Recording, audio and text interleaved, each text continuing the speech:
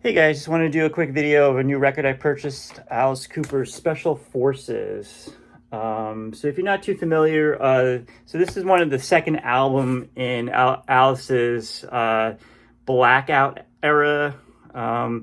Basically, it's albums that and tours that Alice doesn't remember recording or going on tour. He was heavily influenced on alcohol and started using cocaine during that time period.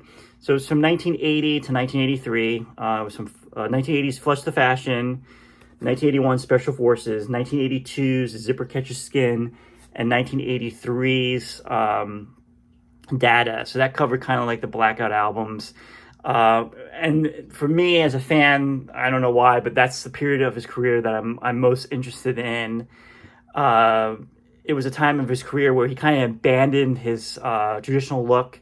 I don't know what you call it, with the makeup, the black makeup, and the I guess you would maybe the Welcome to My Nightmare Alice or the Killer Alice, the traditional Alice Cooper persona and look that he had pretty much throughout the 70s. And he went away with that, away with the theatrics in the shows. So no more, guillotines or hangings or, really stripped down the shows. He would instead of having his hair down, he would put his hair up in like a bun, and he would have that throughout the show. And then at the end of during the encore, he would take his hair down and he would say to the crowd, aren't you happy I didn't cut it? And he was very it was different. So I was always curious to see, why was the change? Why did he change? And I understand, a lot of the 70s rock bands were kind of hard. We're not doing as well as they did when the new decade had, during the start of the 80s. For example, you even look at Kiss. They weren't doing so. Their album sales were not great, and they were on a decline. They had to do something to change things up. They decided, to remove the makeup and start their career. It was Unmasked. But the same thing, I guess, with Alice. Albums were not selling, I guess, and he wanted to change, do some kind of change, I guess, to adapt to the music scene of that early 80s. In 1980, 81. And stuff, I guess it was, I'm not a music historian or anything like that, but I guess the music sound, maybe more of that punk sound, I guess. And so he even said, there's, the Flush the Fashion, that was the album that came out before this. He said that, there was there's not much written about this time period or much interviews or stuff like that, mainly because he doesn't remember recording this stuff. But he did an interview, a couple years ago, very, very interesting, where they talk about Flush the Fashion. And he did say that, sometimes you have to take the audience and say, this is where we're going, and you just have to take the audience with you. Sometimes you have to go into a new direction, and that. So, so this is Special Forces. Came out in 1981. You can see the picture of Alice on here. Totally different. He looks, that time period, really, really strange. But there's a lot on this. There's a lot. Flush the Fashion. You can't really find any videos about that. You can't really find any footage of the tours. And there's pictures, of course, but any actual video, there's not much on it. But for this album, for the Special Forces period of his career, you can find some stuff on YouTube. You could find, there's actually a concert on there that you could find. There was one, I think it's in black and white, but there's a full concert of the Special Forces tour you can see. There's also the interview on Tom Snyder where he's interviewed and he's in his getup and he looks very out of it, but he performs I think 3 songs on there. There's Alice in Paris, where they do a couple of songs from the album and stuff, and so there's stuff online that you could watch if you're interested in this time period of Alice's career. I would take this out. There's no pictures or anything in this inner sleeve or anything. But here's the songs on here. So the songs are "Who Do You Think We Are," 7 and 7 Is, "Skeletons in the Closet," "You're a Movie," "You Want It, You Got It," Vicious Rumors, "Prettiest Cop on the Block," "Generation Landside 81 Live." But it wasn't really live. I think they just did it in the studio and they added the crowd noise to it. You Look Good in Rags, Don't Talk Old to Me. And then my copy has looking at you over there, ripping the sawdust for My Teddy Bear. This song was actually cut from this album, from the album before it was, I guess Alice felt that this song didn't really fit well with the songs on the album, so they cut it out. So I guess this one still has it listed on here. Later albums, as I have the CD, as you can see here, what they did was they would put like the red marker over it to cover it up.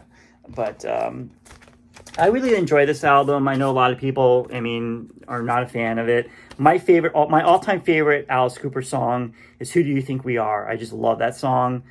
I just love it. I don't know why. But going down here, not much of these songs have ever been played live, really.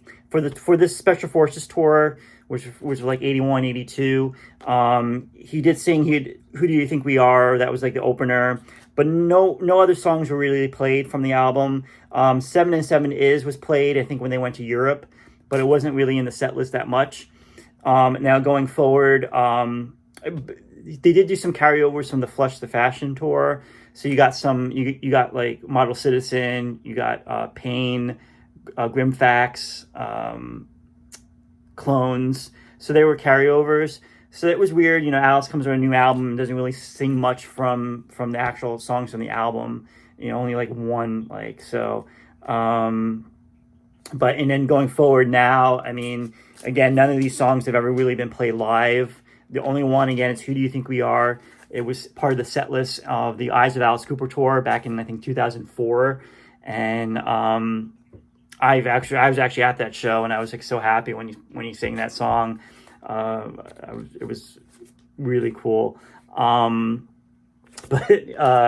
it's a lot of songs from this time period are not really played today in the set list. I think, sometimes he would put something. I know in the last couple of years he's played Pain, Grim Facts, and Clones. I wish he would, maybe get some of these songs, in the set list. I think that would be cool. But yeah, so nothing really fancy again with the record. You just get, the simple record over here with the sleeve. I also have the CD version. And again, the CD version, again, nothing really fancy. And no real pictures or anything. You just get the Special Forces logo. And then just the lyrics. Yeah, that's pretty much it. There's no real pictures or anything. So this was kind of like towards the period of Alice's career that, it was on a I guess it was going down, but I truly do love this album, and I always picture myself like thinking, going back to 1981, going to a record store and you're looking, oh, this is the new Alice Cooper album. Very interesting. He looks really different on this, but I thought it was really cool to add to the collection. Now, as an Alice Cooper fan, if you're just starting out and you're starting to collect Alice stuff, would I recommend you buying this album? Probably won't be I wouldn't recommend this being in your top 5 to get. You probably want to start with the 70s. I would say, Billion Dollar Babies and Welcome to My Nightmare. Those are probably the first, the ones I would recommend to get first. But if you just want to get everything, definitely, for me, I like this album. So everybody's music tastes are different, but I definitely put this in my top 10. But yeah, Special Forces came out in 1981, and there it is. Thanks for watching.